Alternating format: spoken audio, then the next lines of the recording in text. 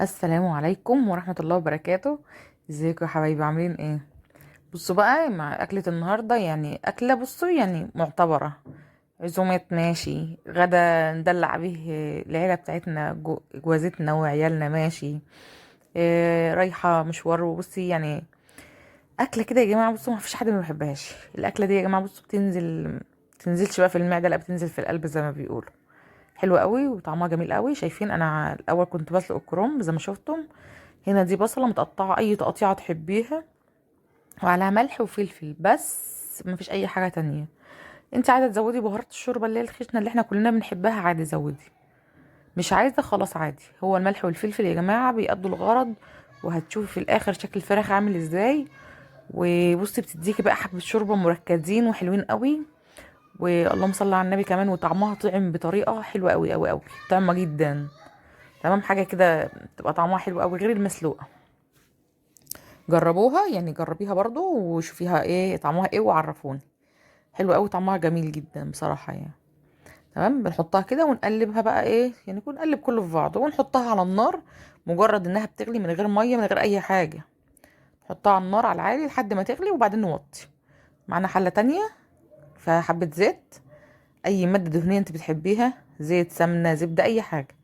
ديت معجون طماطم انا شارياه بتاع السوبر ماركت العادي خالص. انا بحط حته كده، بحب احط حته كده واديها تشويحه حلوه، تظهر لي الريحه وطعم، وبتخلي السمنه اسفه الصلصه، بتخلي الصلصه بتاعتك مركزه وريحتها حلوه وطعمها حلو. تمام كده. انا سلقت زي ما شفتوا، سلقت الكرنب قدامكم، وسلقت احسن طريقه لسلق الكرنب هو زي ما اوريكم كده، يا اما بحالها.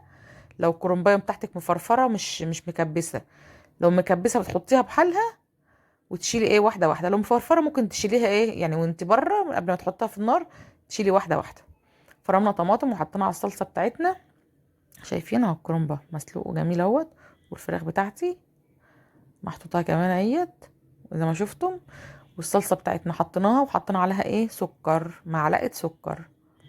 تمام كده. انت ممكن ما تحطيش بما انك حاطه صلصه، يعني الصلصه بيبقى فيها اصلا سكر. إيه حطينا ما حطيناش صلصه، حطي معلقه سكر بتضيع حموضه الطماطم، حلوه يعني. تمام، هنخرع الكرنب بتاعنا او نقطعه، نخليه ايه يعني على حسب ما انت بتحبيه. بتحبي الصبع صغير، بتحبي كبير؟ طبعا الصغير احسن بس على حسب ما انتوا بتحبوا تعملوه. تمام كده، او على حسب ما انتوا بتاكلوه. كل واحد يا جماعه زي ما بيحب. انت في بيتك وبمزاجك وبراحتك، اللي انت عايزاه كله تعمليه، واللي انت بتحبيه وولادك بيحبوه وجوزك بيحبه تعمليه. بيحبوه كبير اعملي كبير، بيحبوه صغير اعملي صغير. بقعد اقطعه كله كده عشان ايه يسهل عليا، اما اقعد احشي يبقى ايه كله على طول اشد الورقه والفها على طول، ما بتاخدش اي وقت. بما ان الصلصه كده كده لسه على النار، والحاجه بتاعتي لسه ما خلصتش. الصلصه بتاعتي السبيكه، شايفين اللون؟ لونها تحفه تحفه تحفه، لونها فظيع فظيع والله العظيم. حطيت مكعب شوربه، ممكن ما تحطوش لو ما بتحبيش، لو ما بتحبيش طعمها يعني. وحطيت ملح. تمام.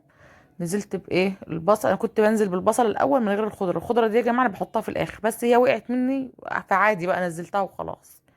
حطينا ايه زي ما انتم شايفين قدامكم اهو، بابريكا وكزبره وفلفل اسود والسبع بهارات.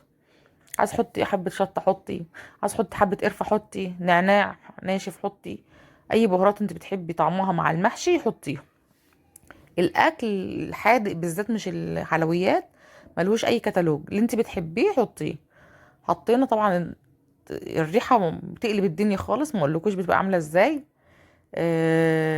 اللهم صل على النبي. الخضره يا جماعه ما بتحطوها بعد الرز ما بيبرد، يعني باخد الرز ده. شايفين الفراخ بتاعتي نزلت ميه وشوربه ازاي، من غير ما احط لها اي حاجه. انا موريها لكم ما حطيتش فيها اي ميه. تمام، هنحشي بقى البتنجان بتاعنا زي ما انتم شايفين كده. هوريكم بس عشان انا ايه يعني، قعدت ما بعرفش اقف كتير، فقعدت على الارض وبحشي وانا قاعده. تمام، هنحشي بقى البتنجان والكرنب وورقتين العنب اللي احنا بنحشيهم دولت. والله العظيم لون الخلطه تحفه وريحتها حلوه قوي. وزي ما بقول لكم، لو الخضره حطيتيها بعد الرز ما بيبرد شويه، يعني ما تخلصي تشوحي الرز مع البصل مع قرن الشطه الاخضر مع الصلصه بتاعتك والبهارات والتوابل بتاعتك اللي انت بتحبيها، شايفين اهو اللف سهل خالص. لف الكرنب ما بياخدش حاجه يا جماعه والله. هو بس طالما انت سلقتيه وخرطتيه خلاص الموضوع انتهى، يعني اللف سهل خالص. شايفين انا بتني الحته من فوق لو طويله شويه، انا بحب اعملها طويله شويه عشان الرز بتاعي ما يطلعش اهو شايفين الصابع يا جماعه، والله العظيم تحفه، ولا يفك معاكي ولا اي حاجه خالص، وترصي حلو في قلب الحله بتاعتك. وبصي بقى كلي احلى محشي بقى، ضرب نار يا جماعه، اكله مش عاديه يعني. زي ما قلت لكم مفيش حد ما بيحبش المحشي يعني. احنا في مصر يا جماعه، الشعب المصري كله بيحب المحشي. شايفين ورق العنب، واحط شويه صغيرين وبتني الجنبين الاول، وانتي داخله بقى وصابع كده ولفي يعني فاهمه، وادمجي تكي عليه عشان يندمج. شايفين ورق العنب اللي احنا مخزنينه؟ هنزل لكم طريقه التخزين بتاعته الفيديو الجاي ان شاء الله باذن ربنا. حبه تخزينات كده انا كنت مصوراها ومعرفتش انزلها لكم، فهنزلها لكم كلها مره واحده ان شاء الله باذن ربنا للسنه الجايه، والسنه الجايه برضو نخزن مع بعض تاني. تمام كده، بس عشان نبقى ايه عارفين بنخزن ازاي، لو حد ايه حب يعمل بدري على ما انا بعمل ولا حاجه. شايفين الصابع المحشي عامل ازاي؟ وزي ما قلت لكم برضو هنقول تاني، الخضره بتتحط بعد المحشي ما بيعمل، خلصنا حشيناه وزودت العقد بتاعه، ما تمليش لحد الاخر، ما تملاش قوي. حبه الشوربه يا جماعه اللي بيطلعوا من الفراخ، بصي ما اقولكيش طعم حكايه يا جماعه، والله العظيم تعملي بيه حبه الملوخيه وتزودي بيه محشي الكرنب بتاعك، يعني كلي احلى محشي بقى واحلى حبه ملوخيه.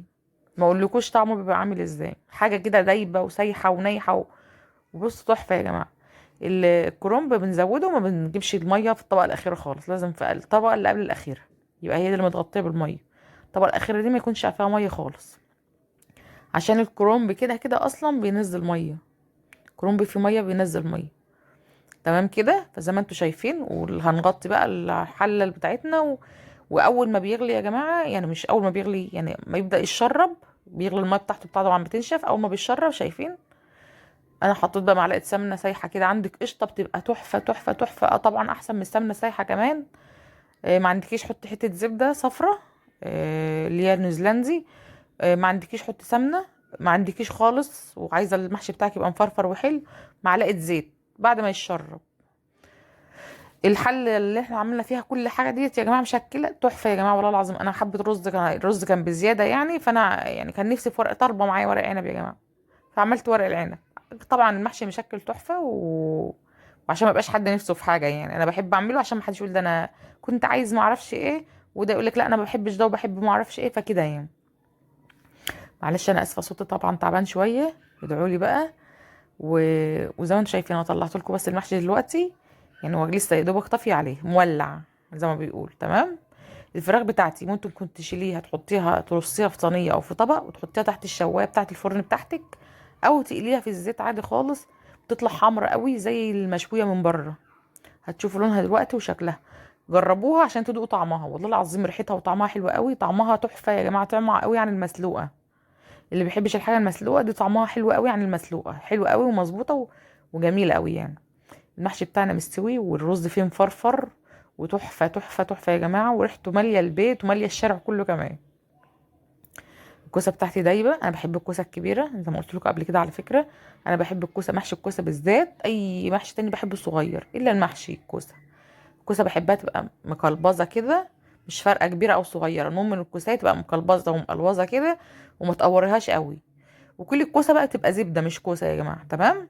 الملوخيه انا بخرج الملوخيه على كيس، اي كيس جايباه بتاع هدوم، كيس من جايباه من السوبر ماركت، اللي كاس عندنا كتير، لو حبه صغيرين ممكن احطهم في كيس ثلاجه واخرطهم فيه. مفيش يبقى على اي كيس كده زي ما انتم شايفين. وكنت عامله قبل كده المشمع بتاع الهدوم، عامله حته مخصوص للملوخيه، بخرط عليها وبغسلها وانشفها واخرط عليها تاني، لكن الاكياس برميها بصراحه اول باول عشان ما تنشفش وتبهدل لي الدنيا. تمام.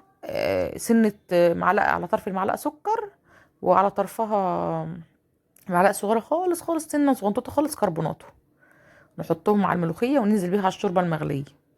تمام. الشوربه غليت حطينا لها مكعب شوربه، الشوربه بتديها طعم حلو قوي، حتى لو انت بتعملي بشوربه فراخ او لحمه، المكعب الشوربه مرقه الدجاج بيديها طعم حلو قوي يا جماعه. تمام. التوم معانا اهوت مع سمنه او زيت او دهن او مي، اي ماده دهنيه انت بتحبيها. تمام. ونزلنا عليهم حبه كزبره بقى ناشفين كده يديكوا ريحه تحفه بقى يا جماعه، وشمي بقى شمي، خلي الملوخيه بتاعتك ريحتها بص تشعشع توصل لاخر المكان. شايفين نعمل الطشه بتاعتنا بقى ونشهق بقى وندي الملوخيه بتاعتنا طعم حلو. الملوخيه يا جماعه بتحب التوم متحمر، ما بتحبوش ابيض، يعني لو حطيت التوم ابيض كده هيبقى طعمه مش حلو، بيدي طعم تاني خالص، انا بحس كده بتبقاش ملوخيه.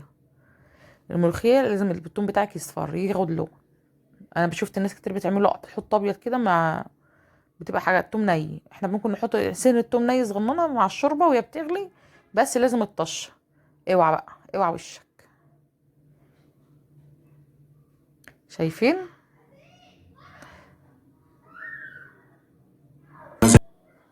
ريحتها بقى؟ بصوا ريحه الملوخيه دي يا جماعه، ما اقولكوش بتوصل لفين يعني. ملوخيه حلوه وجميله وريحتها حلوه، والمحشي بتاعنا مفرفر وجميل وريحته جميله طالعه كده. بصوا تجوع يعني، بمعنى اصح انا جوعت يا جماعه والله العظيم. يعني انا دلوقتي قاعده اهو نفسي اكل محشي تاني. هوريكم بقى المحشي بتاعنا بعد ما غرفناه.